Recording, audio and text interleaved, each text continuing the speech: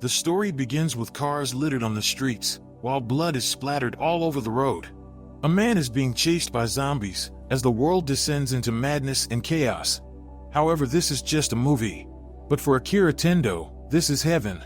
For the last 3 years, he spent his life working for what he thought would be heaven, but it was worse than hell.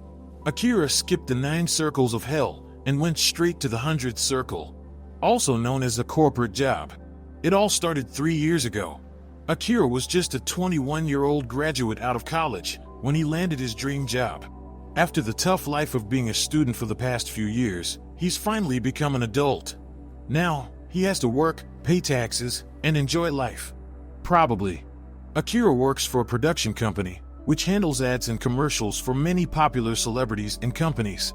On his first day, when his boss introduced him to his coworkers, he was very optimistic. But what was even more exciting was that there was a beautiful girl working in the same department as him, Saori Otori, one of the company accountants.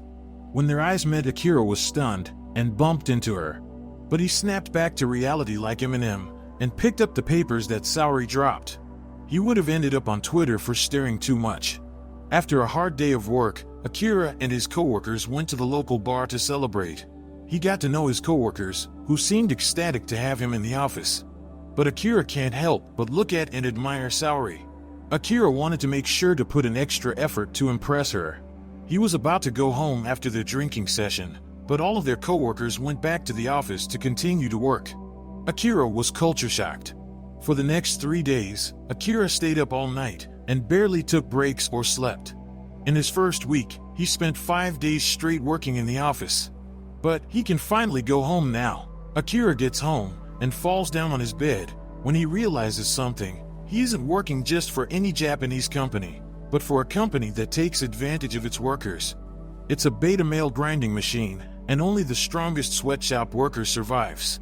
Akira doesn't feel like going to work anymore, but he knows he has to wash those feelings away because he's a man.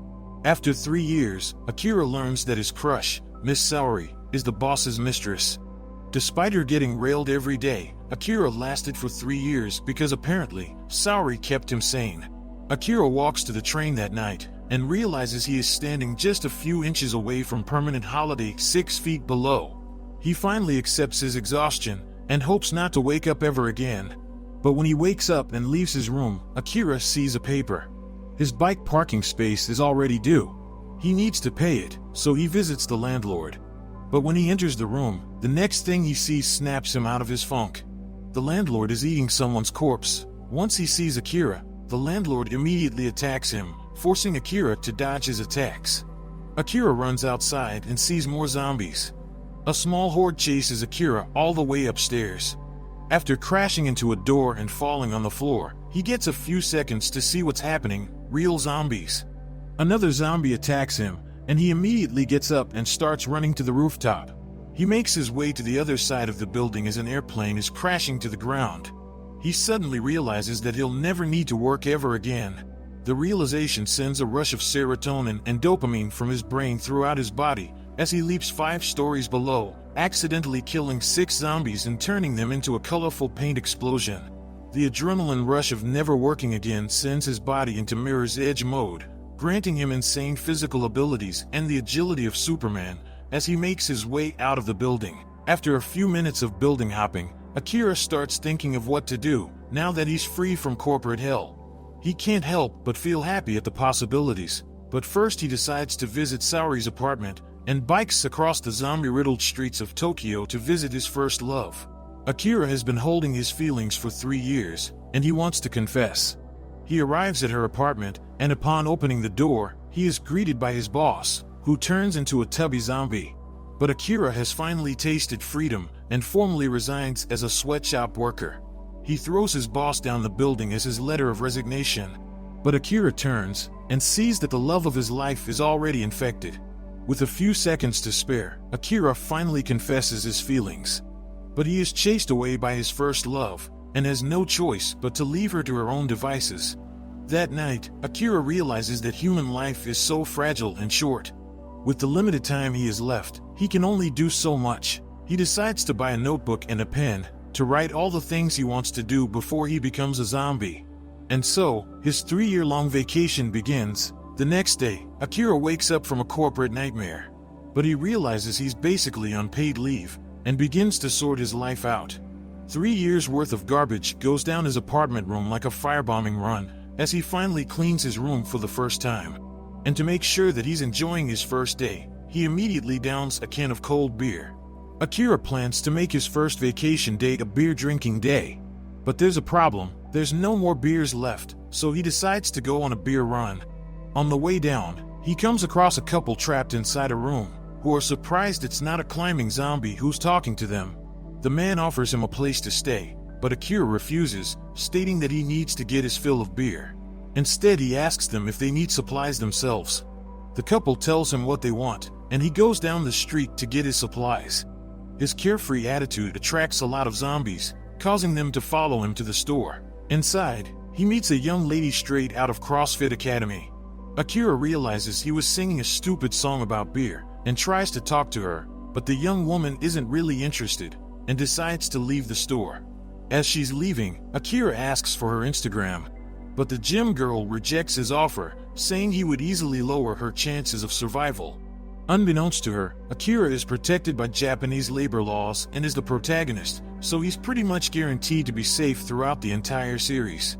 The group of zombies that followed Akira crashes into the convenience store and lunges forward. But Akira throws himself in front of the girl, only for the girl to throw him to the ground and save him from an incoming ice guy truck. Akira almost got sent to another anime, but thanks to the girl's quick thinking, he's spared. The girl then bikes away to safety, leaving Akira flabbergasted at what happened. But he learned that he needs to take risks more seriously. He snaps back into reality and looks for an escape vehicle. The truck attracted too many zombies in the area, and he doesn't want to get trapped without at least getting a gulp or two of his beloved beer. He gets a scooter, and then realizes that almost all the vehicles have keys in the ignition. So he gets a Harley-Davidson motorcycle as an upgrade. It took him quite some time, but he arrives later that afternoon at his apartment. On the way up, he brings good news to the couple. But they were eaten by zombies, which dampers his mood. That night, Akira remembers how short human life is, and starts writing down the things he wants to do before he becomes a zombie. He spends the next couple of minutes writing his bucket list, eventually crossing out a couple of the things he did earlier that day. He settled with 31 ideas for the time being before closing his notebook and going to bed. The next day, after spending some time trying to look like Ryan Gosling, Akira finally receives a couple of messages on his phone. For some reason, the internet is back, and he's getting messages. He immediately replies to all the messages he received in the past, and while scrolling through his contacts, he comes across a very familiar name, his best friend Kencho. Akira calls Kencho straight away.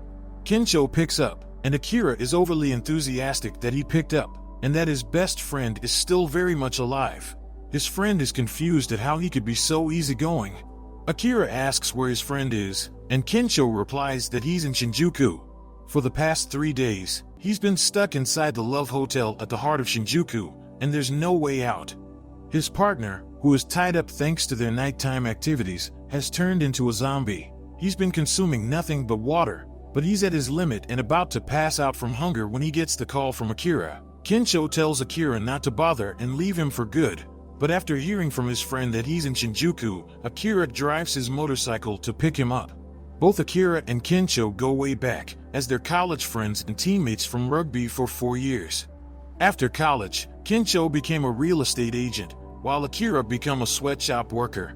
Back then, Kencho was always bragging about how rich people spend their money, or how he's dating models, and pretty much anything Akira could have dreamed of. Akira was irritated by this. Upon hearing his issues, Kencho advised his friend multiple times to quit his job, but Akira didn't listen. He found Kencho's humble bragging to be too much to handle. He lashed out at Kencho, saying how obnoxious he was for always bragging about his better lifestyle. But in reality, he just couldn't quit his work. So when he heard from his friend that he's still alive, Akira drives to Shinjuku to save his friend.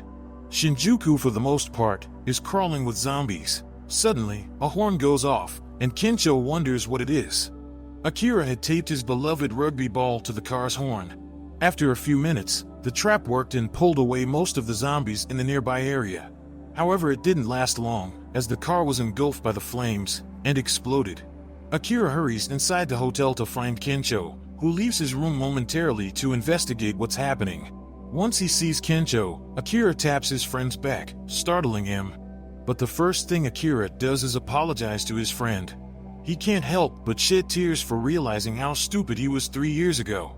He knew Kencho was right about his company, but he got jealous of Kencho's success and took his anger out on him. Akira cries his heart out, shouting "I'm sorry," as he repeatedly apologizes to his friend. But that by accidentally alerts the horde to their location. A group of Zeds starts chasing them from the Love Hotel's hallway up to the rooftop. They block the zombies behind a steel door and place a couple of industrial fans in front of it. Kencho can't help but feel scared as he loses his cool and asks Akira what to do next. After being freed from modern-day slavery, Akira tells Kencho that they'll have to jump. Unlike before, Akira couldn't take the leap of fate, like resigning from his company. Kencho tells him it's impossible to do, and they can't make that long of a jump. But Akira runs and jumps across the 2 buildings, landing with only a few scratches. Kencho doesn't think he can possibly make the jump. He doesn't want to get eaten by the zombies, but he also doesn't have the courage to jump across, with a slim chance of making it across safely. Kencho steps back and apologizes to Akira. He admits that he can't make the jump and reveals the truth about his job. Despite his bragging about what he does and his experience in his job, he didn't enjoy it at all. Even though he met celebrities, big-time politicians, and dates models, he had to fake his smile and lure people into signing bad contracts. He finally admits that he was just lying about the job.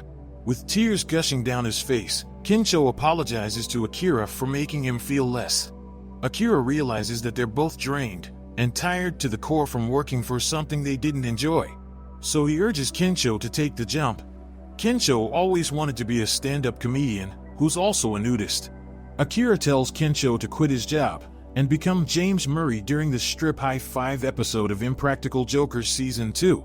There's nothing left for him to do anyways, because real estate is done for during this apocalypse. Hearing the encouraging words from Akira, Kencho finally takes the leap and jumps across the building, tearing his clothes off in midair to become what he always wanted to be, a convicted felon accused of indecent public exposure. But Kencho doesn't make it all the way and is holding onto the building for his dear life, while Akira is laughing about him being nude.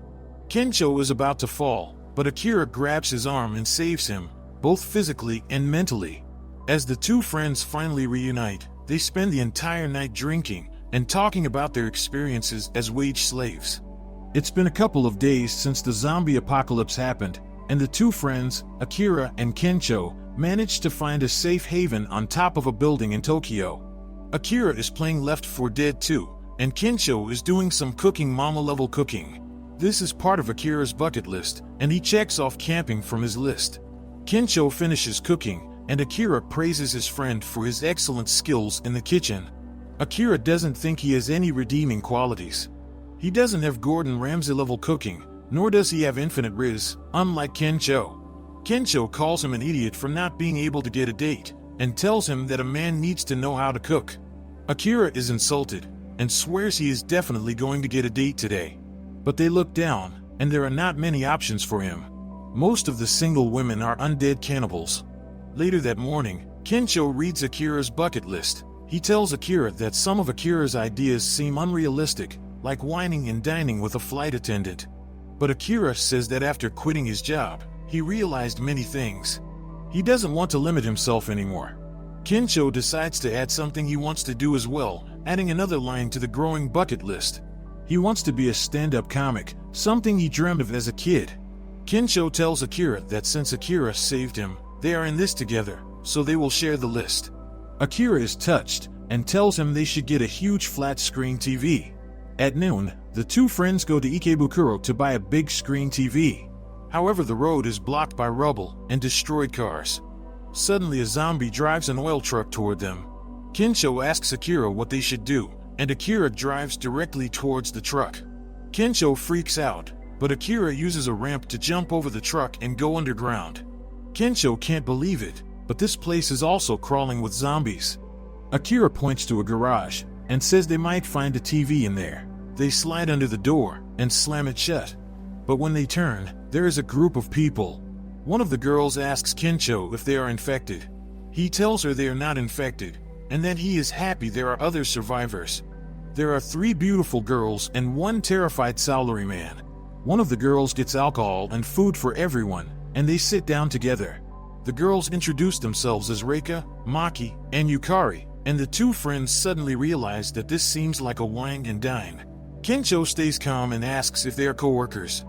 Reika says they were flight attendants, and the duo can't believe it. They're definitely wining and dining airline attendants, and can check this off their bucket list. The zombies make a lot of noise, and the girls are terrified. But Akira is worried about how to wine and dine. Mr. Public Nudity manages to bag Maki rather easily, but Akira blows it and asks Yukari if she has a boyfriend. A pretty bad question in the middle of the apocalypse. Yukari isn't happy about this, so Akira decides they should have some fun. He grabs a bottle of tequila and snorts the entire thing. The group joins in and has some fun, but the effects suddenly hit Akira, and he vomits inside the cubicle. Yukari comes to help him, and Akira is touched. She tells him that she has a boyfriend, but Akira is happy because she was genuinely worried for him. After getting sober, Yukari talks with Akira about her life as a flight attendant. She's in her 3rd year in her career, and she relates to Akira's hardships. Yukari says she doesn't know if it's worth it to continue working for something that doesn't feel like a dream job. It seems she forgot it's the zombie apocalypse. After hearing her story, Akira tells Yukari about his experience in his company. He tells her his job was just like a borrowed dream. He wasn't sure if it was his dream job at all. Akira tells Yukari that if it's her dream job, she doesn't need to think too much about what other people think. Yukari is touched, but before she can speak, the salaryman from earlier lunges toward her, biting and infecting her. Akira punches the zombie, but it's too late. She tells Akira that it's okay, and explains that he reminded her why she loves her job. Helping him out reminded her of the flight attendant who rubbed her back during her first time on a plane. Akira can only cry, and states that he hopes to find his dream job too. She pushes Akira away, telling him today was fun, before the zombie lunges toward her, killing her off-screen. Akira hurries back to meet up with his friend, but both Maki and Reika have turned into zombies. The boys have no choice but to bail with the 8K ultra-wide UHD TV Kincho found. With 2 items checked off their list, Akira and Kincho drive back to their campsite. At dusk, Akira reminisces about Kincho and Yukari's dreams earlier. He writes down another thing he wants to do before he becomes a zombie, to remember his childhood dream. In a flashback, a young Akira bites a man's arm and stops them from bullying his friend. Akira poses and calls himself the hero of justice. He wakes up in the middle of the day, looking over his notebook, and realizes that he checked off another item on his bucket list. Later that day, Kincho tells Akira there is nowhere safe anymore.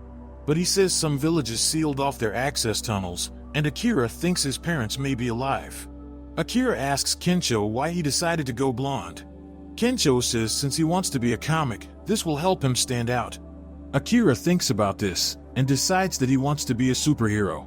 Kincho can't believe it. Unlike most people who would prioritize their own safety and survival, Akira wants to make a difference as a superhero. Kincho tells him he isn't Spider-Man, and can't shoot webs.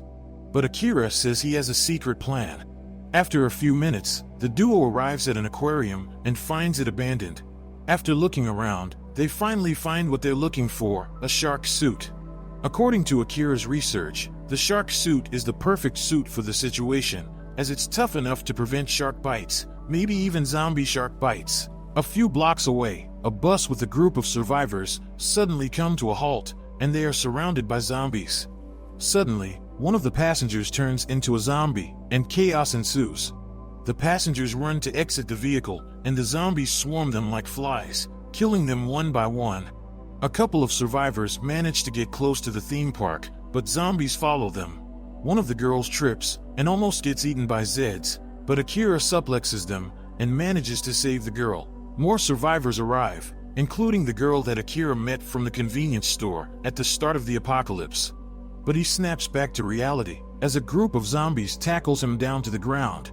He asks Kincho for help, but Kincho says he's supposed to be the hero. When he gets back to the group, he sees the girl again. Kincho urges him to talk to the girl, but she isn't even interested in exchanging contact info. She destroys Akira and tells him that playing hero, without thinking about what will happen to the people around him, is something a moron would do, but they are interrupted when the building shakes. Akira and Kensho check where the sound is coming from, and when they arrive, a zombie shark with legs greets them. The shark chases after them, and Kensho yells at everyone to run. When they arrive in a room upstairs, there's a group of zombies waiting for them. Suddenly, the zombie shark also ambushes them. The group rushes to the emergency exit, but one of the survivors pushed Akira's girl to the floor, causing Akira to spring into action. The girl is almost resigned to her fate, but when Akira arrives, all her logic and fundamentals of survival crumble before his burning desire to show off and become a hero. So she stands up and asks him about his plan, but Akira says he punches first and asks questions later. But the girl has a plan and asks Akira to distract the zombie shark while she looks for something. Kensho wants to help, but he isn't sure what he can do. The girl explains to Akira that she needs to find batteries to trigger an electric overload by exploiting the shark's electroreceptors. But the shark catches up to Akira, sending him flying across the room. The damage is enough to wear him down. The shark is about to finish him off when Kensho arrives and distracts the shark with his naked body. But it's still dangerous for him to swing his meat around, so Akira stands up to fight against the shark. Just then, the girl arrives with the batteries, giving Akira one chance to succeed. He rushes forward, catching the batteries with his right hand, and delivers an electrified sucker punch, looking like the hero he always wanted to be. And Kensho says he's a total superhero. With his task complete, another item gets crossed off from his notebook. But the girl says he needs to stop risking what's precious to him just to protect a stranger like her. But Akira says that she is now someone precious to him, and she finally exchanges contact with him, revealing her name to be Shizuka Mikazuki. As the sun sets, Akira and Kensho drive out of Tokyo, and they decide to visit Akira's hometown.